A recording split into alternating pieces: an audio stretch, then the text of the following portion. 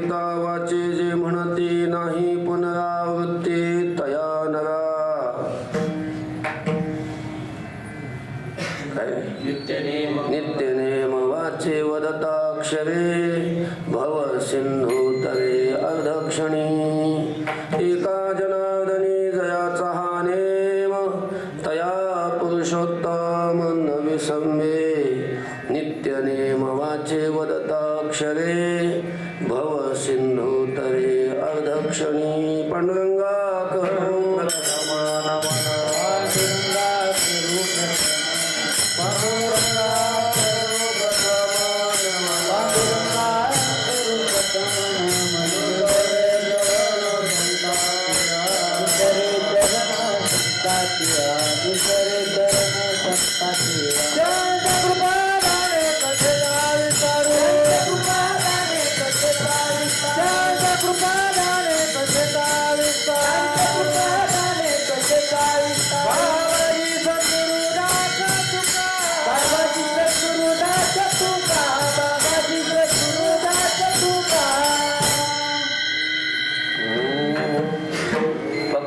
लागला नाही काय अजय कुठे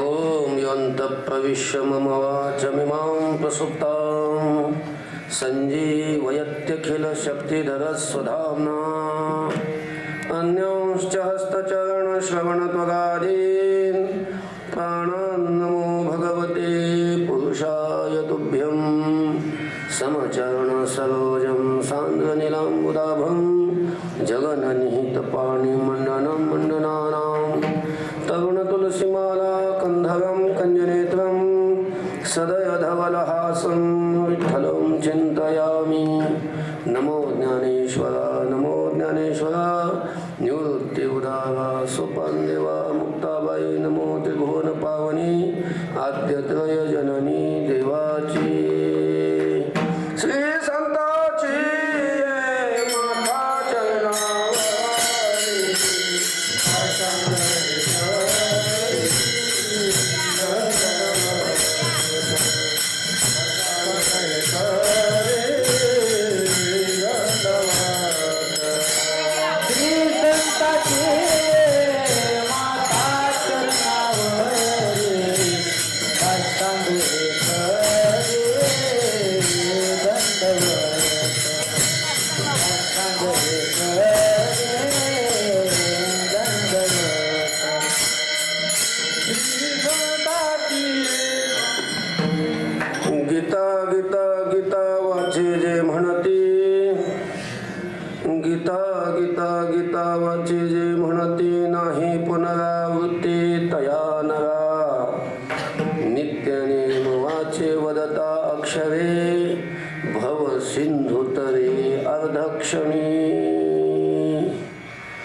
संत शिरोमणी शांती ब्रह्म एकनाथ महाराज या अभंगातून गीतेचा आणि गीतेच्या नामाचा महिमा प्रतिपादन करतात. विठ्ठल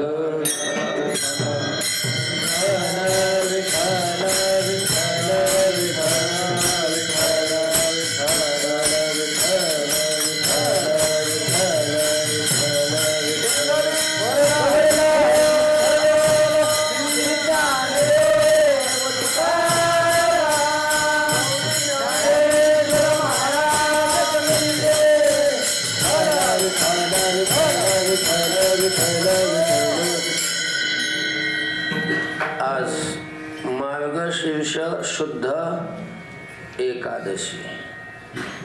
असं प्रत्येक एकादशीला तर आपल्याकडं कीर्तन असतंच, पण आज विशेष अशा प्रकारचा पर्व काळ आहे. एकादशी तर आहेच आणि त्याला जोडून गीता जयंती आहे. जयंती म्हणजे जन्म, गीतेचा जन्म आजच्या दिवशी झालेला आहे. आजच्या दिवशी म्हणजे मार्गशीर्ष शुद्ध एकादशीला गीता ही प्रगट झालेली आहे, अवतरित अशा प्रकारची झालेली आहे. म्हणजे जयंतीचा आजचा दिवस आहे आणि म्हणून ही सेवा आहे. आणि त्या निमित्ताने गीतेचं महत्व आणि गीतेच्या नामाचं महत्व प्रतिपादन करणारा शांती ब्रह्मनाथ महाराजांचा अभंग चिंतनासाठी निवडलेला आहे. विठ्ठल विठ्ठल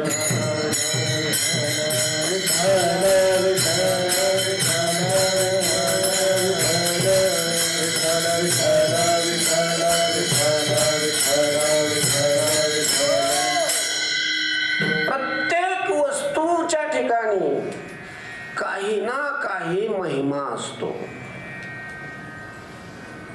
काय प्रत्येक जगामध्ये अशी एक वस्तू नाही की त्या वस्तूला काय नाही, महिमा नाही.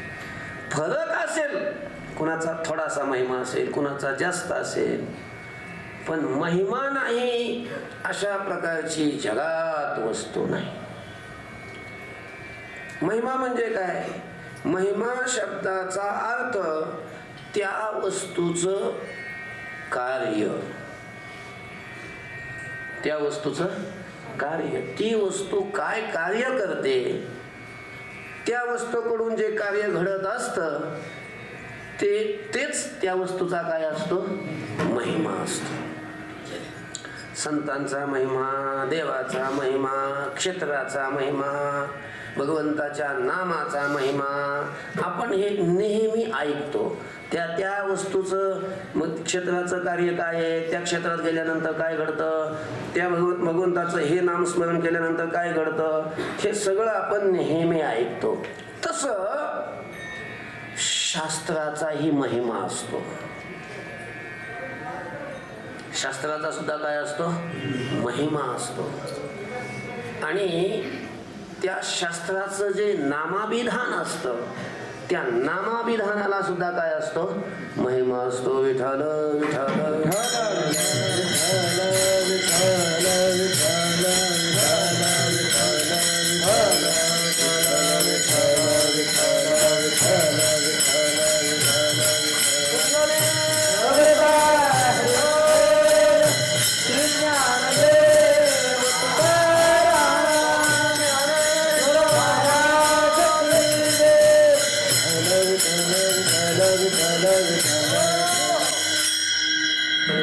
देवाचाही महिमा आहे आणि देवाच्या नामाचाही महिमा आहे. देवाचा महिमा वेगळा आणि देवाच्या नामाचा महिमा वेगळा. देव वेगळा, नाम वेगळं. देवाचा स्वतंत्र महिमा आणि नामाचाही स्वतंत्र अशा प्रकारचा महिमा आहे. तसंच संतांचाही महिमा आहे आणि संतांच्या नामाचाही महिमा आहे. संतांच्या पुण्यवंत व्हावे घेता सज्जनांची नावे, नेघे माझी वाचा तुटी महालाभ तुकासाठी. संतांच्या नामाचाही महिमा आहे.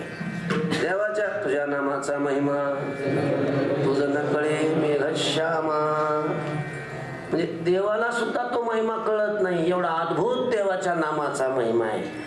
आणि सगळे ग्रंथ साधू संतांचे नामा देवाच्या नामाच्या महिम्यानंच काय झालेले, गच्च गच्च अशा प्रकारचे भरलेले आहे. आपलं आता म्हणजे काय, तो महिमा आपल्याला सांगायचा नाही, आपल्याला गीतेचा महिमा सांगायचा आहे.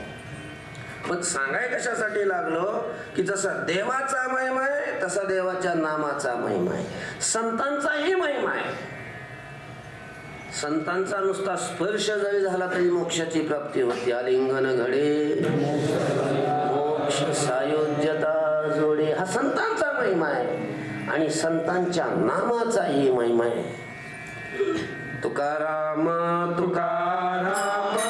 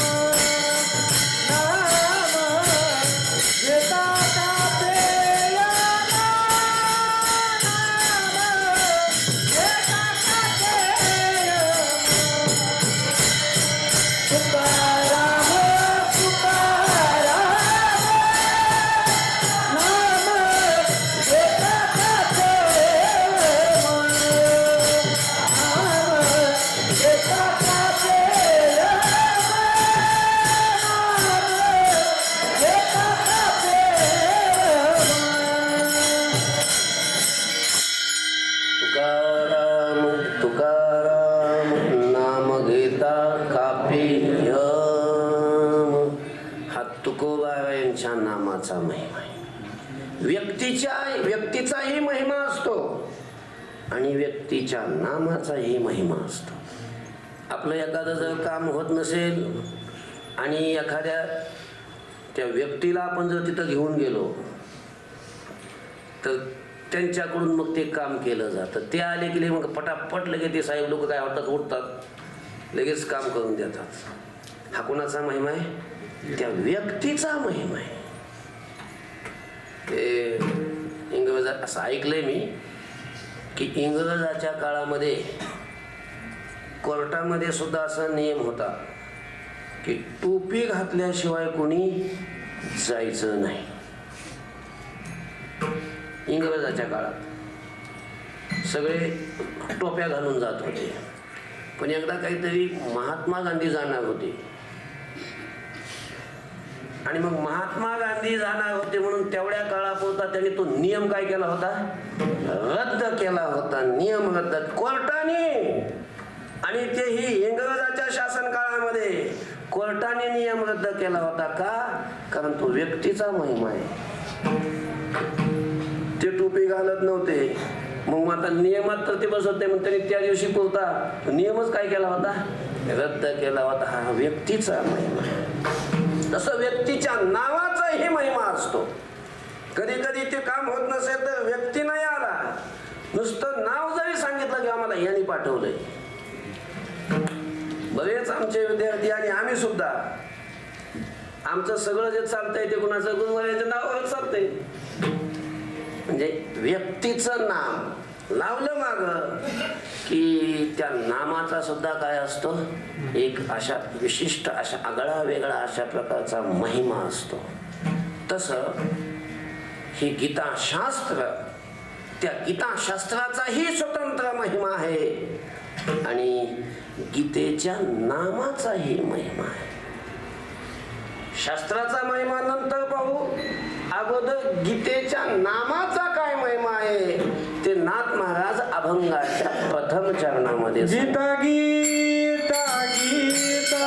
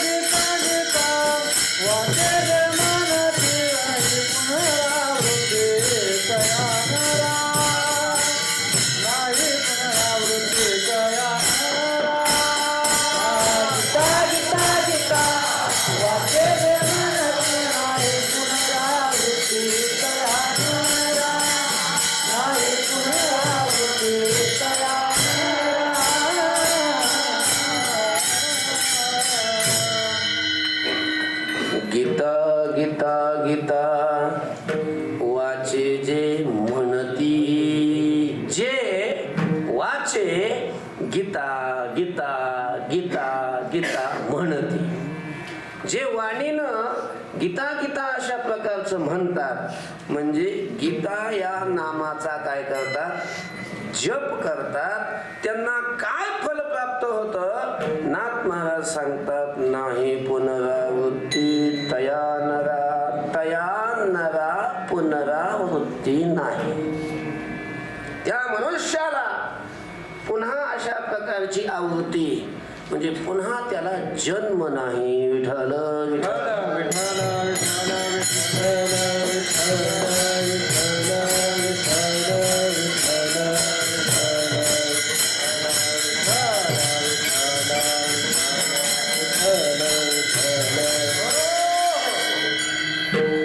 त्याला जन्म नाही. आणि जन्म नाही म्हटलं की सगळं दुःखच संपलं. काय जन्म नाही असं म्हटलं, त्याचा जन्म नष्ट झाला की जे दुःख भोगावं लागतं, जेवढ्या प्रकारची दुःख आहेत ती सर्व प्रकारची दुःख ही जन्माला आल्यावरच प्राप्त होतात. जो जन्मालाच आला नाही त्याला दुःख होईल का, होत नाही.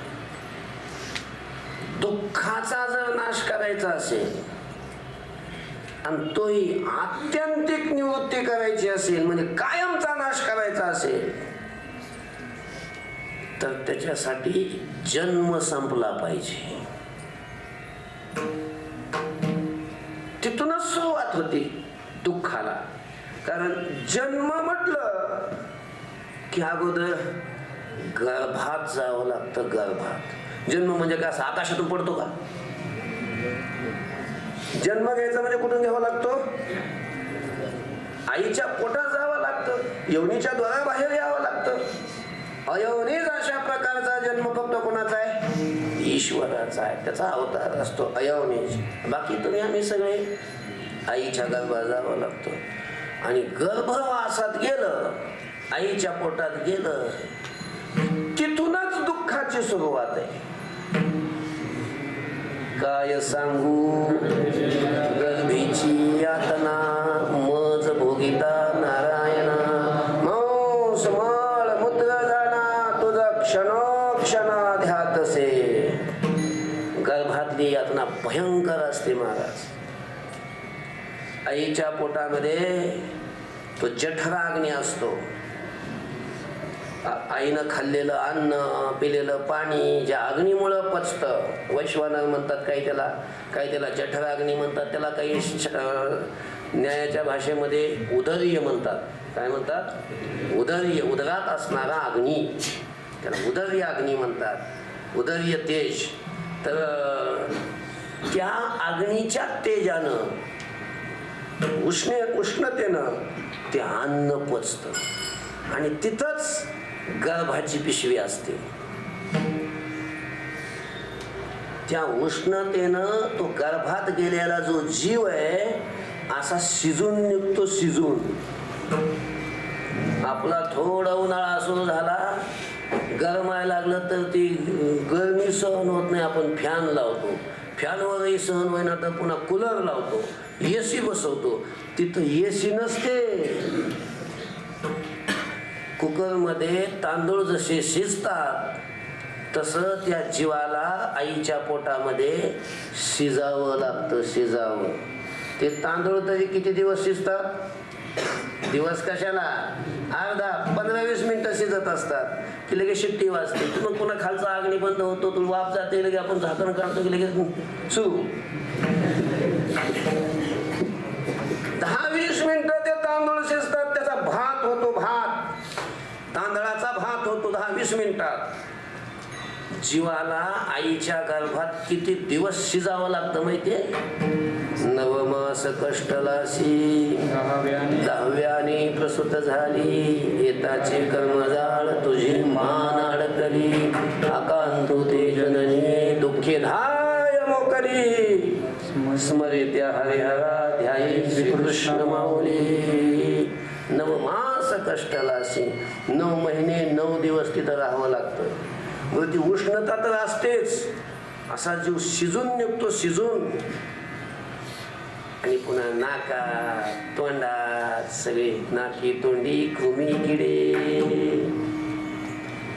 सगळी घाण असते, विष्ठा असते, ते मूत्र सगळं ते कानात नाकात तोंडात सगळं अशा प्रकारचं असतं. असे विष्ठेचे पोटामध्ये थर असतात चहूबाजू, त्याच्यात तो जीव असतो. आणि तो हे असा बसलेला नसतो, असं उलटा. तुम्ही त्या दवाखान्यात गेले का कधी? म्हणजे लहान लेकराचा ते गर्भवती जिथं होतात, त्या गर्भवती स्त्रिया जिथं प्रसूत होतात, तो जो दवाखाना असतो का नाही, तिथं घेत चित्र लावलेलं असतं बघा. असं ते आईच्या पोटामध्ये बाळ कसं असतं, असं वर पाय असतात आणि डोकं खाली असतं, असं टांगलेलं वटवागुळीसारखं. असं जीवाला आईच्या पोटात राहावं लागतं. जन्माला यायचं सोपं थोडंच आहे, हे सगळं दुःख भोगावं लागतं. आणि पुन्हा जन्माच्या वेळेला तर एवढं भयंकर दुःख असतं, त्या दुःखाने कधी कधी ती आई सुद्धा मरते, कधी ते लेकरू मरतं. कारण दुःखाचा आघातच तेवढा असतो, एवढा मोठा दुःखाचा आघात असतो की त्या दुःखाच्या मोठ्या आघातामुळं जन्मल्यानंतर आपण गर्भात काय भोगलं याचं स्मरण सुद्धा राहत नाही. एखादा जर मोठा दुःखाचा आघात झाला तर माणसाला बाकीचं सगळं विस्मरण होऊन जातं. तसा हा जन्माच्या दुःखाचा आघात आहे. भयंकर जन्माच्या वेळी दुःख होत असतं. जन्माचं दुःख आहे, बालपणाचं दुःख आहे. जन्म झाला की मग पुढची दुःख पुन्हा सुरू झाली. दात निघले की हागवूनच लागते, काय काय त्याला काय सांगत नाही, त्याला कळत नाही काही, त्याला भूक लागली सांगता येत नाही भूक लागली म्हणून. हे सगळी लहान बालपणात ते दुःख आहेतच. तरुण झाला की विषय पुन्हा दुःख देतात, विषयाची व्यथा असते. म्हातारपणातही पुन्हा सगळं दुःख आहेच, पोरं ऐकत नाही, त्याला हातपाय चालत नाही, सगळं पांगळ होऊन जातं, सगळे हाडहाड करतात. त्याला वाटतं तर गेलेलं वय पण जाता येत नाही, त्याच्या हातात नसतं ना जायचं. आणि सगळ्यात भयंकर दुःख जर कोणतं असेल तर ते कोणतं? मृत्यूचं दुःख असतं. मृत्यूचं मरावं कोणाला लागतं? जो जन्माला नाही त्याला का जन्माला आला त्याला. आणि जन्माला आला की त्याचा मृत्यू हा निश्चित असतो. जातस्य हि ध्रुव मृत्यू ध्रुवम जन्म मृतस्य च तस्माद परिहायते न त्वं शोचितुमर्हसि. जन्मलेल्याचा मृत्यू आणि मेलेल्याचा पुन्हा जन्म हा निश्चित असतो. असं नाही एकदा जन्माला मेला म्हणजे संपलं, तसं नाही. जन्मल्यानंतर त्या पुन्हा आयुष्यामध्ये जेवढी कर्म केली त्या कर्माच्या फलभोगासाठी पुन्हा त्याला जन्म घ्यावे लागतात. खंती ते न करा होणे गाढव कुत्रा. आणि पुन्हा सगळे जन्म काय माणसाचेच येतात असं नाही. कुत्र्याचे, मांजराचे, डुकराचे, बैलाचे, कसे विष्ठेतली आळी व्हावं लागतं. आळी. असे सगळे जन्म म्हटलं की सगळं दुःख आलंच ना. हे म्हणजे जन्माला आल्यानंतर ही सगळी दुःखाची कारण परंपरा सुरू होते. आणि नाथ महाराज सांगतात की जर आपण वाचेन गीता गीता गीता असं जर म्हटलो तर या गीतेच्या नामाचा प्रभाव असा आहे, सामर्थ्य असं आहे की त्याला जन्मालाच पुन्हा यावं लागत नाही. त्याची पुन्हा येण्याची जी आवृत्ती आहे, पुन्हा जन्माला जे येणं आहे तेच खंडित होतं. नाही पुनरावृत्ती तया नरा. आता जन्म नाही म्हणजे गर्भात यायचं नाही, आणि जन्मलाच नाही तर मग ती बालपण कसं येईल, तारुण्य कसं येईल, म्हातारपण कसं येईल, आणि मरणही नाही. जन्म नष्ट झाला म्हणजे मृत्यूही त्याला नाही. जन्म आणि मृत्यू त्याचा नष्ट होऊन जातो. विठ्ठल विठ्ठल विठ्ठल विठ्ठल विठ्ठल विठ्ठल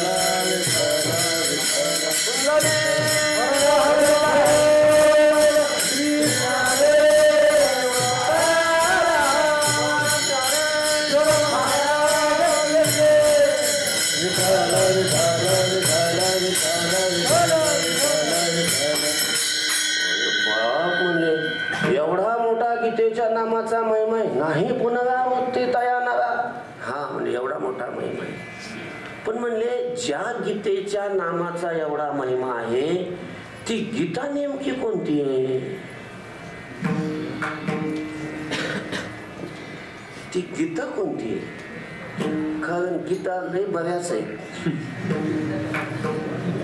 अलीकडे जातात सगळे लोक. मुलीचं नाव सुद्धा काय ठेवायला लागले? गीता. पोरांचं नाव भागवत, गोवींचं नाव गीता, ओवी, ज्ञानेश्वरी.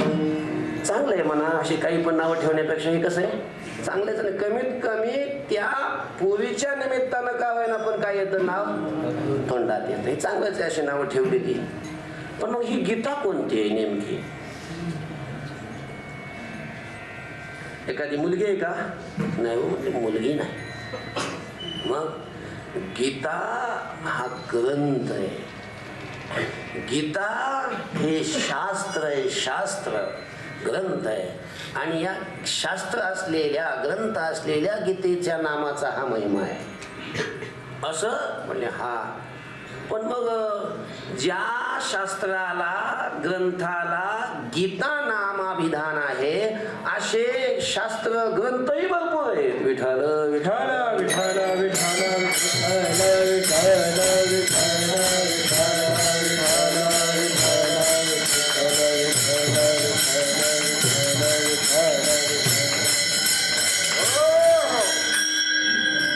नाथ महाराज ज्या गीतेचा महिमा सांगतात, गीतेच्या नामाचा महिमा सांगतात, ती गीता कोणती? कारण गीता बरेच आहेत ना. अष्टवक्र गीता, अष्टवक्रांची सुद्धा काय गीता आहेच. राम गीता, रामाने लक्ष्मणाला जो उपदेश केला त्याला काय म्हणतात? राम, ती गीताच आहे. अशा बऱ्याच गीता आहेत. तेव्हा हा जो महिमा आहे गीतेचा तो कोणत्या गीतेचा? अशी काय येते शंका येते. विठ्ठल विठ्ठल विठ्ठल विठ्ठल विठ्ठल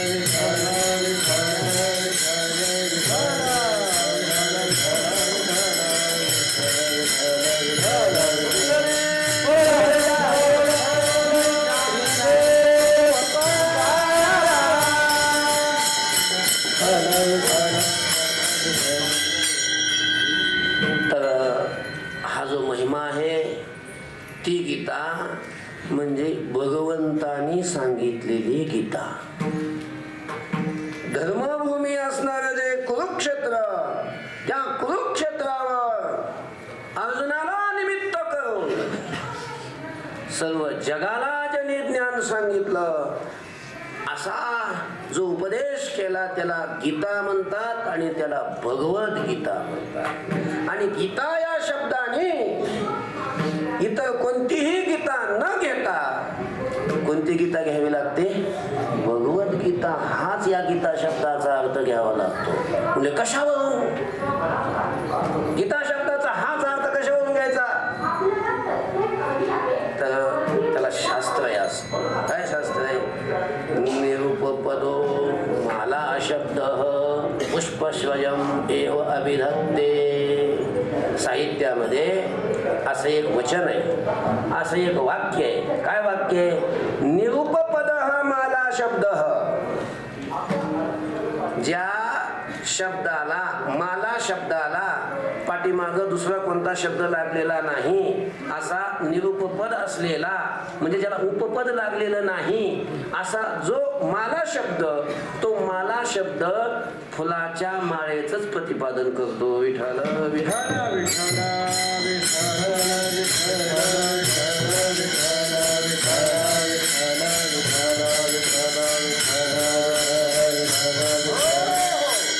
माला शब्द हा सामान्य शब्द आहे. माळा शब्द कसा आहे? सामान्य शब्द आहे. त्या शब्दाचे अनेक अर्थ, म्हणजे अनेक माळा आहेत ना.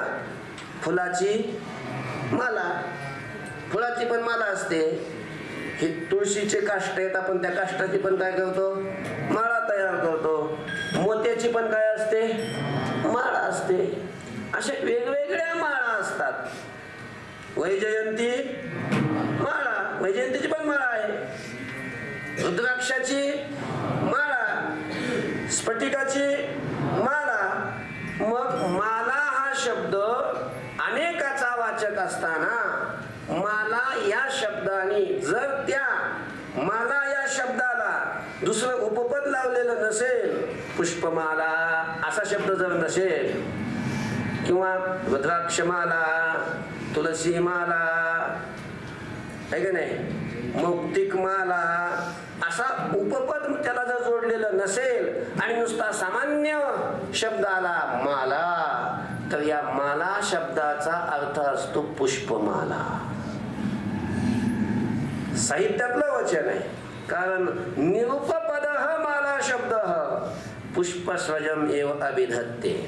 मग त्या नियमाला अनुसरून गीता शब्द हाही सामान्य शब्द आहे. जशी भगवद्गीता आहे, तशी अष्टवक्र गीता आहे, तशी रामगीता, अशा अनेक गीता आहेत. मग गीता शब्दाला उपपद आलं नाही, भगवद्गीता आलं का? नाही. रामगीता असा शब्द लावला का मागं? नाही लावला. तिथं अष्टवक्र गीता असा शब्द लावला का? नाही लावला. मग ज्या वेळेला नुसता गीता शब्द येतो, नुसता गीता शब्द ज्या वेळेला येतो, तो गीता शब्द त्यावेळेला भगवद्गीतेच प्रतिपादन करतो.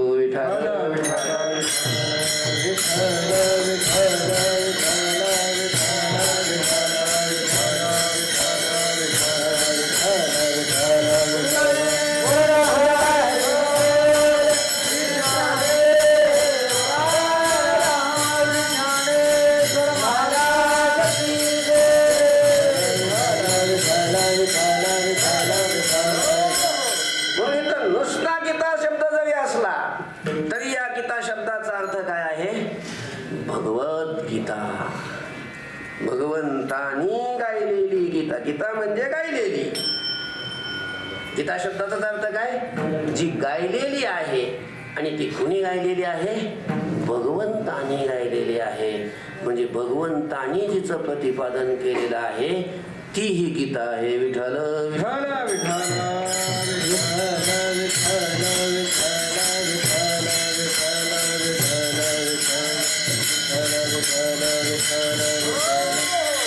गीतेचा महिमा आहे की ही गीता भगवंतानी सांगितलेली आहे. कुठल्याही ग्रंथाला जो महिमा त्याचा वाढत असतो, जो मोठेपण त्या ग्रंथाला येत असतं, 3 गोष्टीमुळे येत असत. तो ग्रंथ सांगितला कोणी, त्या ग्रंथात सांगितलं काय, म्हणजे त्या ग्रंथाचा विषय काय, आणि तो ग्रंथ सांगितला कोणाला, तो ग्रंथ ऐकायला कोण होतं, तो उपदेश केला कोणाला. ह्या 3ही गोष्टी जर श्रेष्ठ असतील तर मग त्या ग्रंथाचं महत्व काय होत असतं? वाढत असतं, वाढत. या ग्रंथातला विषय जो आहे तोही श्रेष्ठ आहे. गीतेचा जो विषय आहे तोही श्रेष्ठ आहे. ग्रंथाचा वक्ताही श्रेष्ठ आहे आणि ग्रंथाचा श्रोताही श्रेष्ठ आहे. हे विठ्ठल विठ्ठल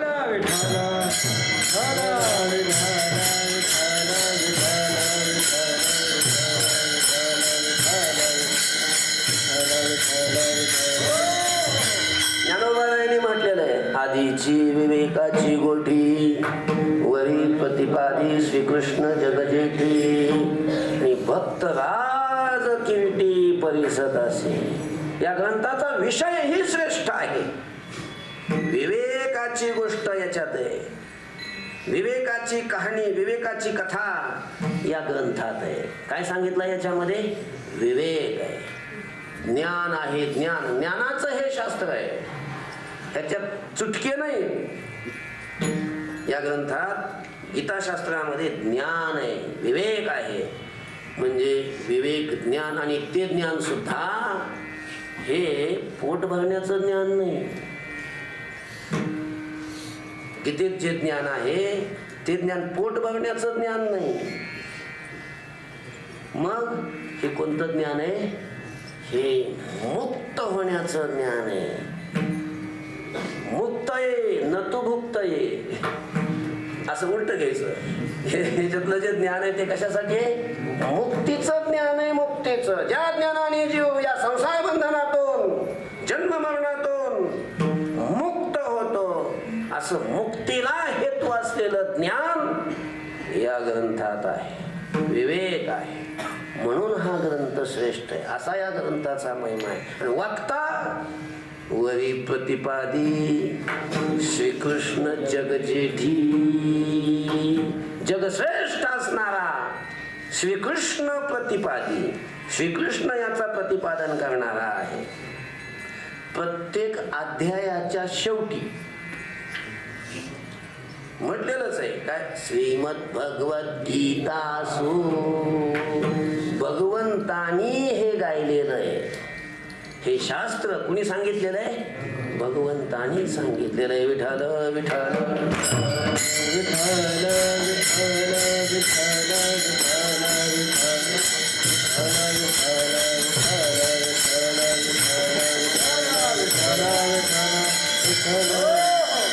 हे जे शास्त्र आहे ते भगवंतानी गायलं म्हणून श्रेष्ठ आहे. सुमुखे आपण सांगतसे हे आपण सांगतो श्री विष्णू, हे आपण सांगतसे हे आपण सांगतो श्री प्रश्न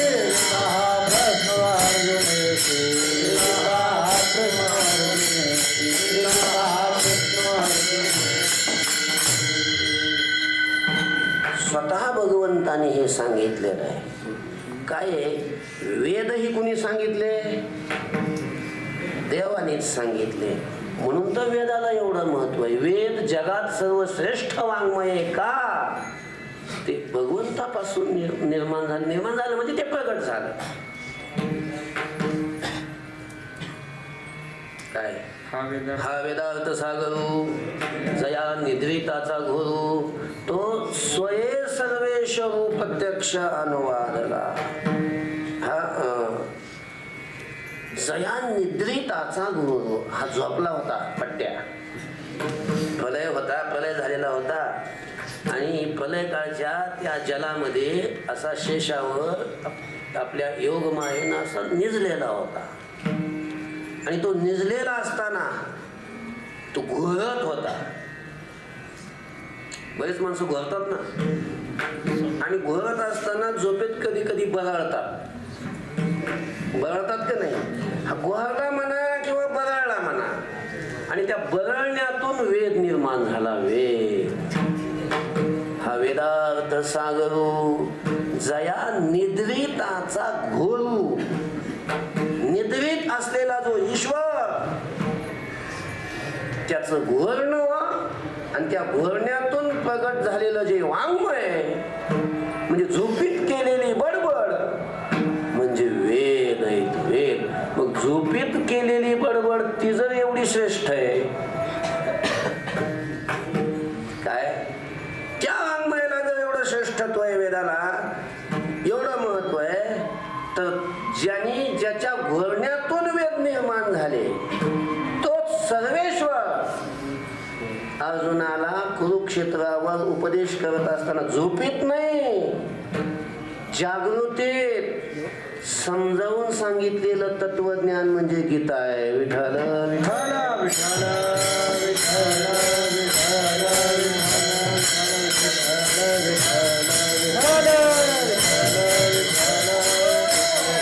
माणूस झोपीत व्यवस्थित बोलत असतो का जागृतीत? जागृतीत व्यवस्थित बोलतो. हा जागृतीत बोललेला आहे. जागृतीत बोललेली म्हणजे गीता आहे. आणि तेही पुन्हा असं जसं कीर्तनकार जसं व्यवस्थित सूत्रबद्ध पद्धतीनं बोलतात ना, क्रमाक्रमानं, तसं बोललेलं आहे. म्हणून वेदापेक्षा सुद्धा गीता काय आहे? ही श्रेष्ठ आहे. गीता म्हणजे कोणती गीता त्याचं सांगायला लागलो मी. भगवंतानी गायलेली गीता, जिच्यात विवेक सांगितलेला आहे, ज्ञान सांगितलेलं आहे, अशी ही गीता. आणि कोणाला सांगितलेली आहे? हिचा श्रोता कोण आहे? तो श्रोता सुद्धा सामान्य नाही महाराज. ज्ञानोबारायांनी म्हटलेलं आहे, कोण आहे श्रोता? भक्तराज किरीटी परिसत असे, सगळ्या भक्तांचा राजा कोण? अर्जुन. तो अर्जुन श्रोता आहे. अर्जुनाला सामान्य नाही समजा. ज्ञानोबाईने असं वर्णन केले अर्जुनाचं की ही गीता ज्ञानेश्वरी ऐकायचा त्यांचा अधिकार आहे. कोणाचा? अर्जुनाची पंक्ती बरी सनया योग्य होती, ती कृपा करुणी संती अवधान द्यावे.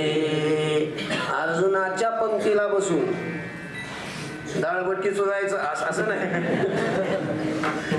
अर्जुनाच्या पंक्तीला बसून श्रवण करण्याचा ज्यांचा अधिकार आहे त्यांनी तर काय करावं, त्यांचाच इथं अधिकार आहे. अर्जुनाचा का बरं दृष्टांत दिला ज्ञानोबाईंनी? कारण अर्जुनाच्या अंतःकरणाची चित्ताची तयारी तितकी होती. एकदम शुद्ध चित्ताचा अर्जुन होता आणि स्थिर चित्ताचा होता. चंचल त्याचं चित्त नव्हतं. अतिशय ही गीता हळुवार मनानं ही काय करावी लागते, हे सेवन करावी लागते. जसं एखादं कमळ असतं आणि त्या कमळातला मकरंद ते भुंगे जसं अतिशय अलगद उतरतात आणि तो काय करतात, सेवन करतात. तसं हे गीताशास्त्र श्रवण करावं लागतं. आणि अर्जुन तसा होता. म्हणून अर्जुनासारखा श्रेष्ठ अधिकारी गीतेच्या श्रवणाचा आहे. म्हणून हे गीताशास्त्र श्रेष्ठ आहे. विषय श्रेष्ठ आहे, वक्ता श्रेष्ठ आहे आणि श्रोताही काय आहे, श्रेष्ठ आहे. असं हे म्हणून या गीतेसारखं शास्त्र, गीतेसारखा ग्रंथ जगाच्या पाठीवर दुसरा कोणता नाही. असा सर्वश्रेष्ठ असलेला ग्रंथ म्हणजे ही भगवंतानी गायलेली गीता. विठ्ठल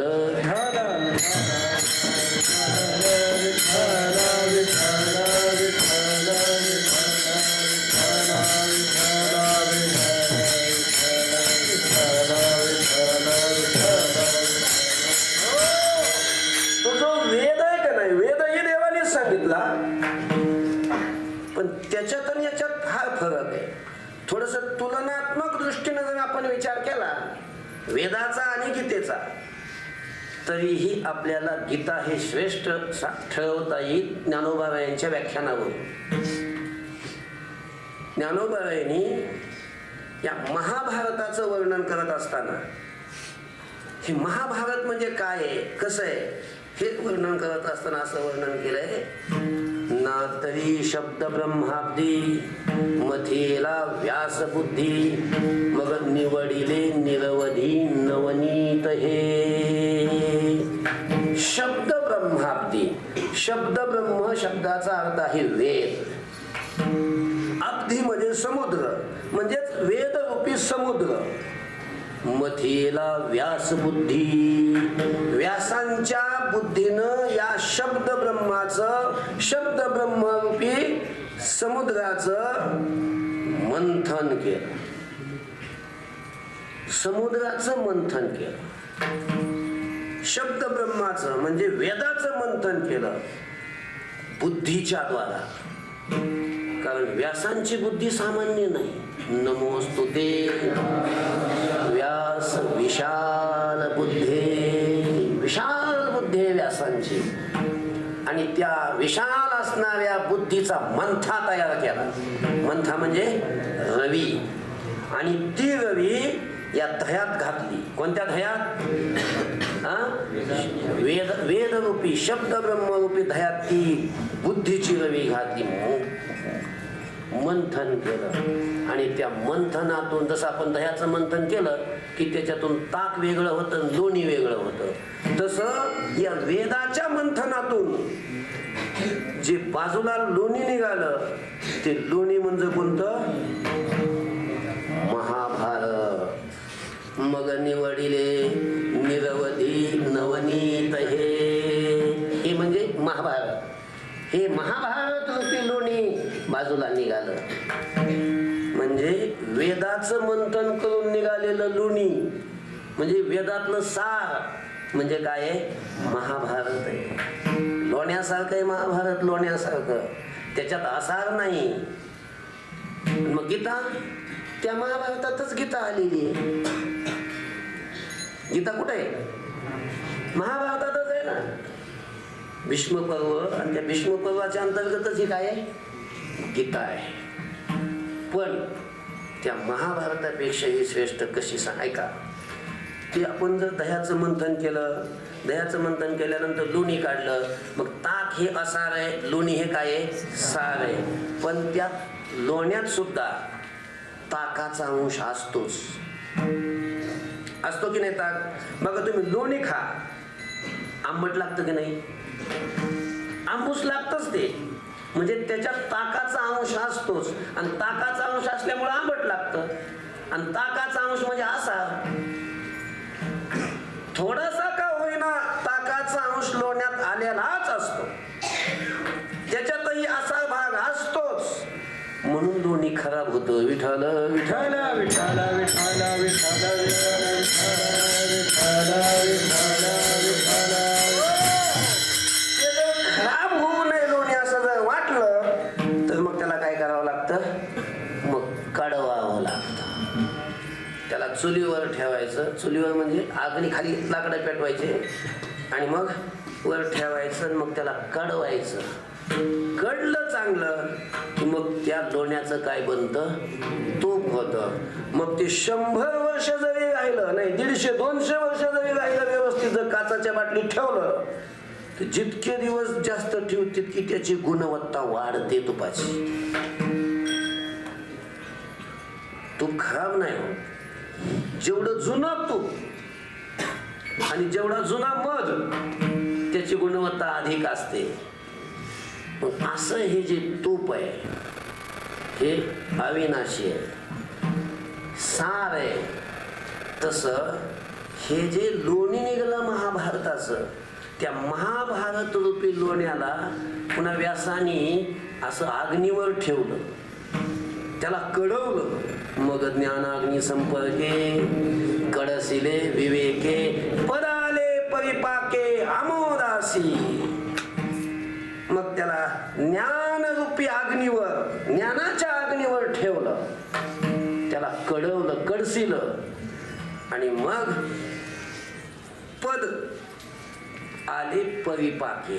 ते पद परिपाकाला आले आणि त्याचा वास आला, आमोदासी आले. जसं लोण्याचं तूप तयार झालं, कशाने ओळखते? वास आला की समजायचं लोणी झालं. तसं हे पद सुगंधाला आले, सुगंधाला, आणि सुगंधाला आलेले पद म्हणजे ही गीता आहे. गीता लोण्यासारखी नाही, तुपासारखी साजूक ही गीता आहे. विठ्ठल विठ्ठल विठ्ठल विठ्ठल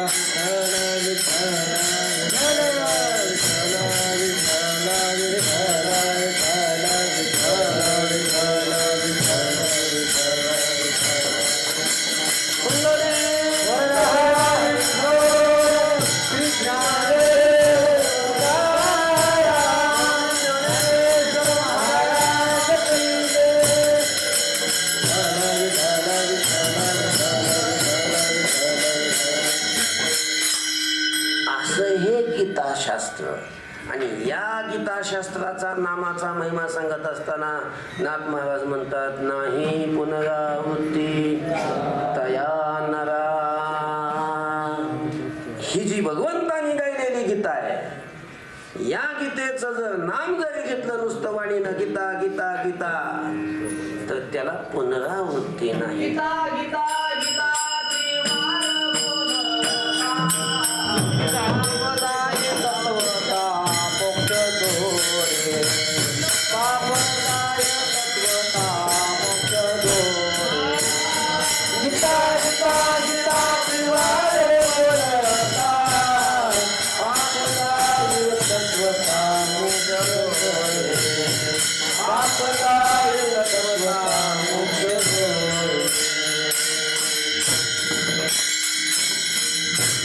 गीता गीता गीता त्रिवार वदता. पाप जाय तत्वता, पाप निघून जाता आणि मोक्ष प्राप्त होतो. अर्थात हे नामाचा महिमा आहे. हा झाला नामाचा महिमा. थोडस गीताशास्त्र काय आहे त्या गीताशास्त्राची थोडी ओळख करून घेतली आणि त्या गीताशास्त्राच्या नामाचा महिमा आपण पाहिला. आता आपण हे जे गीताशास्त्र आहे याचं जर अध्ययन केलं, याचा अर्थ जाणून घेतला, त्याप्रमाणे आपण जर आचरण केलं, वागलो, किंवा नुसतं याचं पारायण जरी केलं, दररोज नेमाने जर गीता वाचली, त्याची काय फलश्रुती आहे? अभंगाच्या द्वितीय चरण. नित्य नेम वाच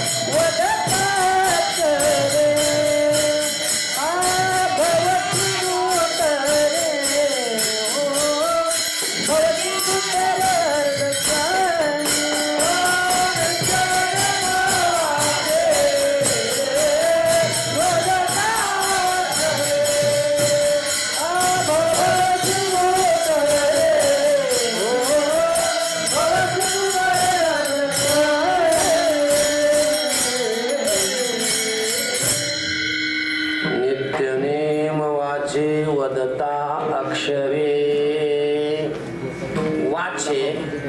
म्हणजे वाणीच्या द्वारा, नित्य नेम म्हणजे नित्य नेमानं म्हणजे दररोज, वदता अक्षरे ही गीतेची अक्षर जर आपण वाचली, आपण अक्षर जर म्हटले, आपण ते अक्षर जर उच्चारले, गीतेतले अक्षर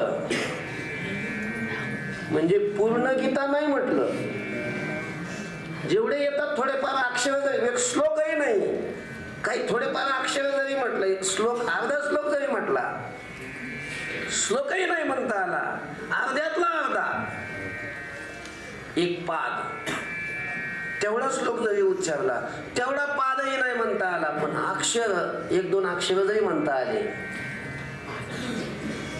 पण कसं नित्य नियमानं. हा नित्य नियम फार महत्वाचा शब्द इथं.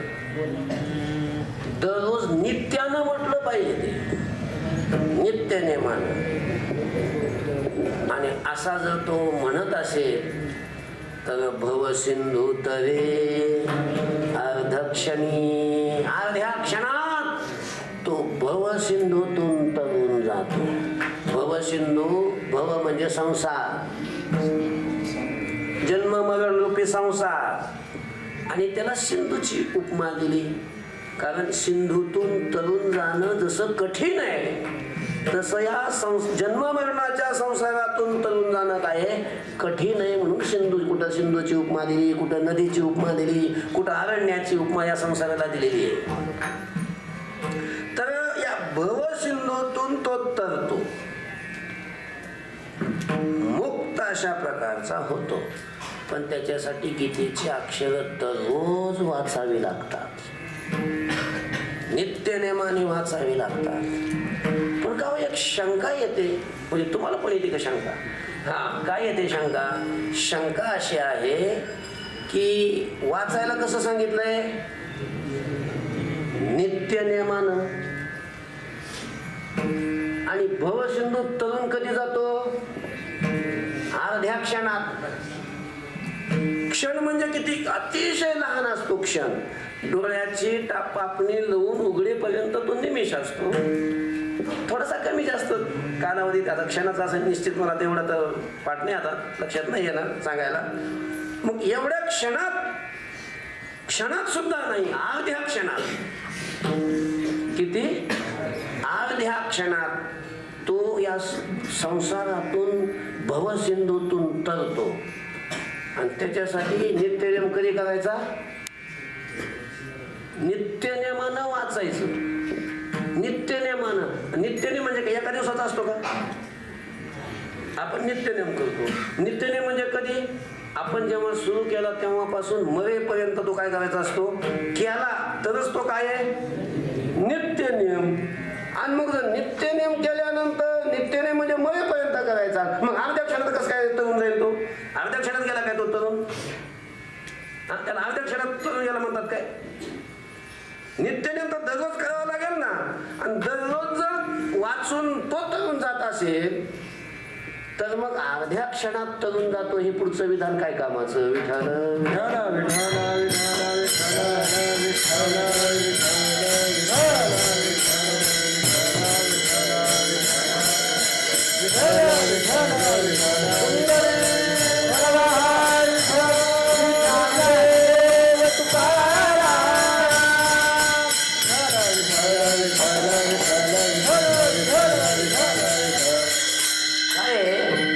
साधू संतांच्या वाङ्मयामध्ये जो क्षण शब्द येतो का नाही कधी कधी, तो क्षण जरा विलक्षणच आहे जरा. कारण ज्ञानेश्वर महाराज सुद्धा म्हणतात, देवाचे द्वारी उभा, देवाचे द्वारी उभा, देवाचे द्वारी उभा, देवाचे द्वारी उभा,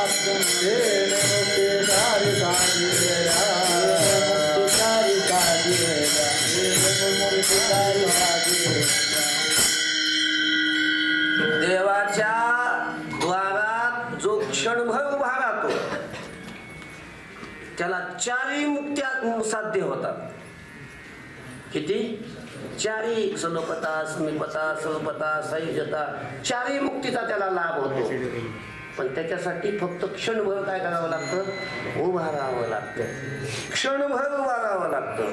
आता हे क्षणभर आपण तो किती दिवस झाल्यापासून उभा राहिलो? काही काही तर दारात नाही, मंदिरातच असतात रात्रंदिवस.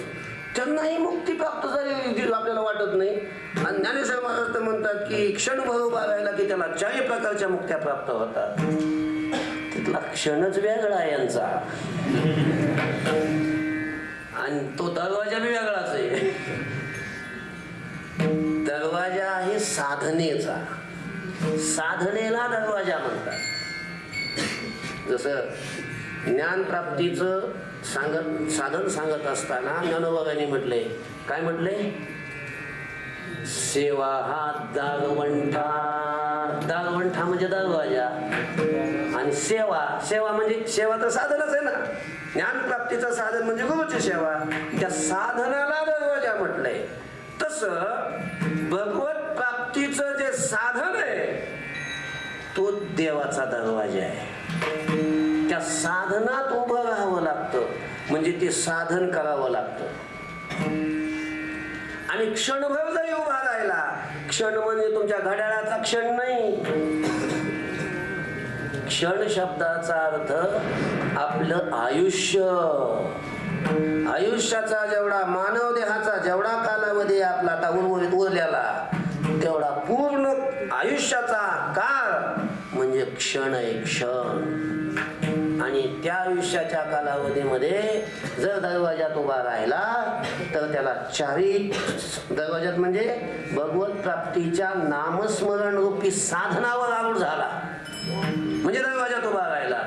मंदिराच्या देवळाच्या दरवाजात नाही, देवाच्या दरवाजात म्हटले देवाची ये द्वारी, देवळाची ये द्वारी नाही. आणि देवाचा दरवाजा म्हणजे त्याच्या प्राप्तीचं साधन. त्या साधनात उभा राहावं लागतं क्षणभर, म्हणजे आयुष्याचा जेवढा काळ आहे तेवढा,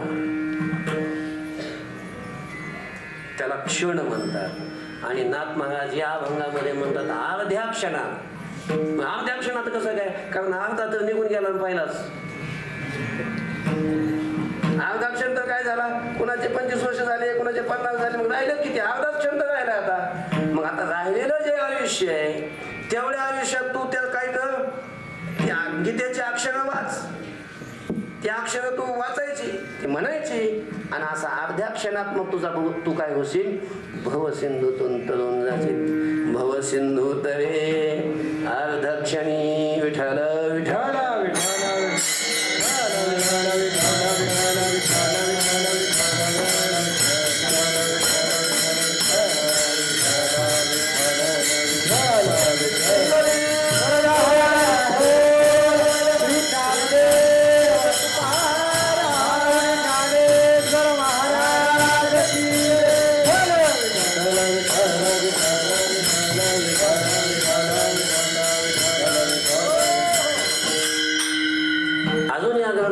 नित्यनेमाने वाचणारा मनुष्य अर्धक्षणामध्ये भवसिंधूतून कसा तरतो, का त्याचा काय कार्यकारण संबंध आहे, त्याचं कारण आहे. त्याचं कारण असं आहे बघा, ही अक्षर जो तो नित्यनेमानं म्हणतो ना, ती नुसती अक्षर नाहीत महाराज.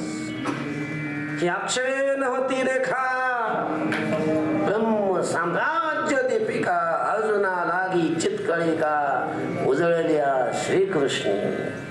हे अक्षर नाही, गीतेची ही नुसती अक्षर नाही. काय म्हटले ज्ञानोबांनी त्याला, ब्रह्म साम्राज्य दीपिका. ब्रह्मरूपी साम्राज्याला दाखवणाऱ्या ह्या दीपिका आहेत, दीपिका. ब्रह्माचा साक्षात्कार करून देणाऱ्या ह्या दिवट्या आहेत. हे अक्षर म्हणजे अर्जुना लागी चितकळिका, उजळलिया श्रीकृष्णे, किंवा अजून असं म्हटलंय बघा, हे गीता म्हणजे नुसतं वाचायचं आणि सांगायचं शास्त्र नाही. साचची बोलाचे नव्हे हे शास्त्र, संसार जिनते शस्त्र, आत्मा अवतरविते मंत्र अक्षरे ये. ज्ञानोबा काय म्हणतात की साचची बोलाची नव्हे हे शास्त्र, नुसतं हे बोलण्याचं शास्त्र नाही, नुसतं सांगायचं शास्त्र नाही नुसतं. मग संसार जिनते शस्त्र, संसारावर विजय मिळवण्याचं, संसाराला जिंकायचं हे काय शस्त्र आहे. हे गीतारूपी शस्त्र आपल्या वाणीच्या हातात घेऊन संसारूपी शत्रूवर विजय मिळवता येतो. विजय हे शस्त्र आहे. आत्मा अवतरविते मंत्र अक्षरे ये अक्षरे, ही गीतेची जी अक्षर आहेत, ही अक्षर आत्मा अवतरविते, आत्म्याला प्रगट करतात. आत्म्याला, परमात्म्याला प्रगट करणारे हे मंत्र आहेत, मंत्र. असं हे शास्त्र आहे. म्हणून हे जे शब्द आहेत हे ब्रह्म साम्राज्य दीपिका म्हटले. ब्रह्म साम्राज्याला दाखवणारे ह्या दिवट्या आहेत. या शब्दाच्या योगानं ब्रह्माचा साक्षात्कार होतो, ब्रह्मज्ञान होतं. आणि मग ब्रह्मज्ञान झाल्यावर रोशन उतरून जायला काही वेळ लागतो, काहीच वेळ लागत. किंवा महिमा, दुसरी संगती, हे गीतेचं जो नित्यनेमानं जो वाचन करतो त्याच्यावर देवाची कृपा होते.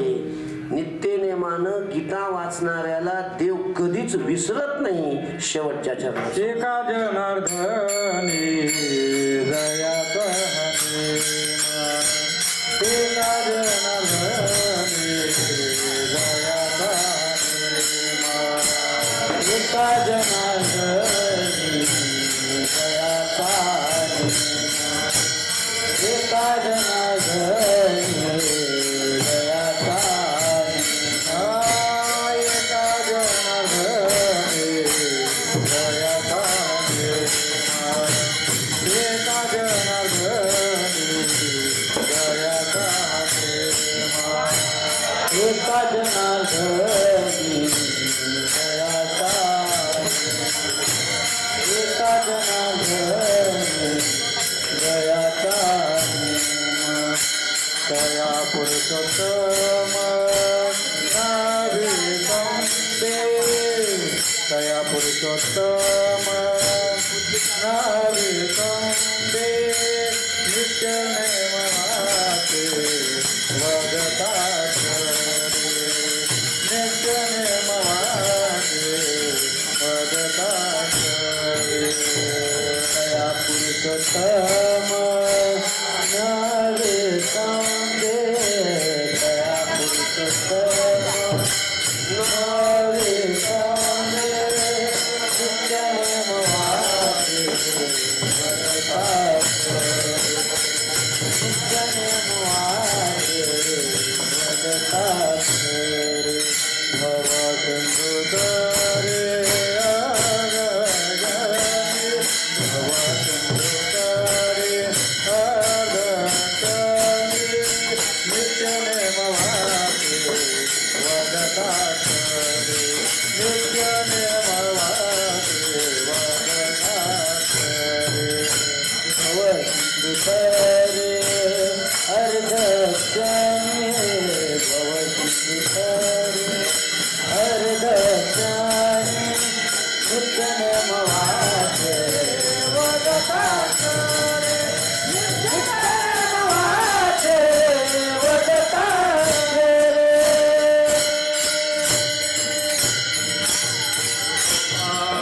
कुमारी कुमार कुमारी कुमार कुमार जय कुमार कुमारी कुमार कुमार जय कुमार कुमारी जय कुमार कुमारी जय कुमार कुमारी जय कुमार कुमारी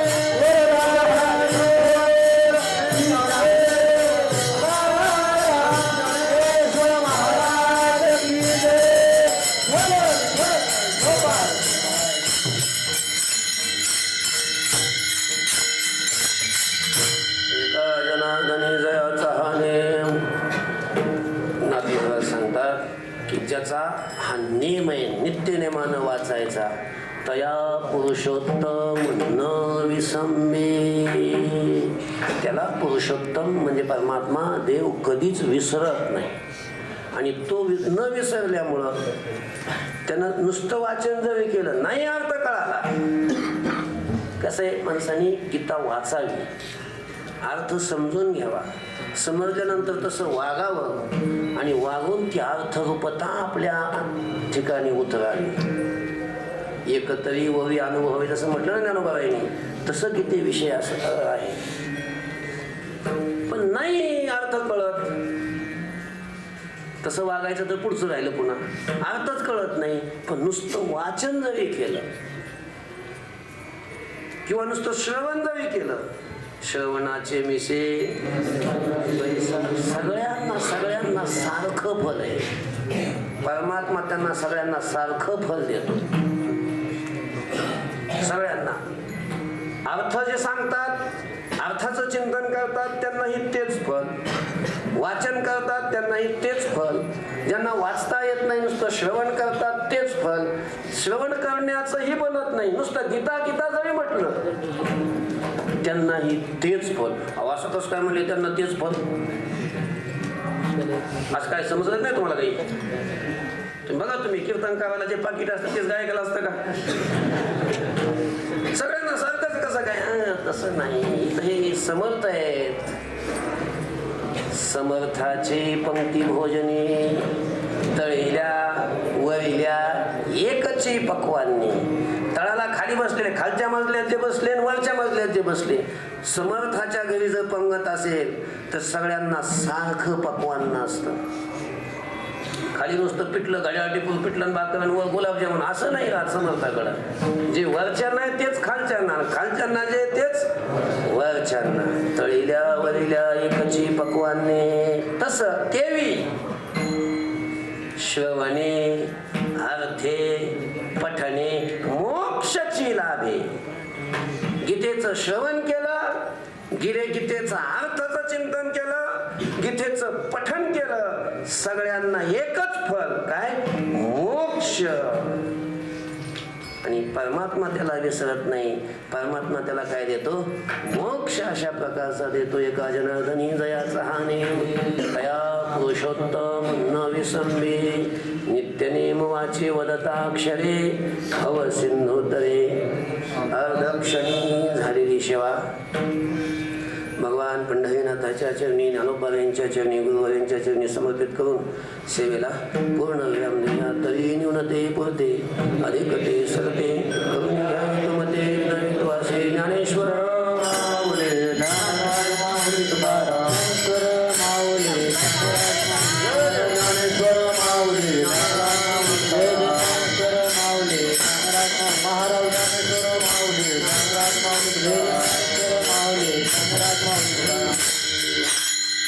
सर्वांना विनंती आहे सगळ्या करता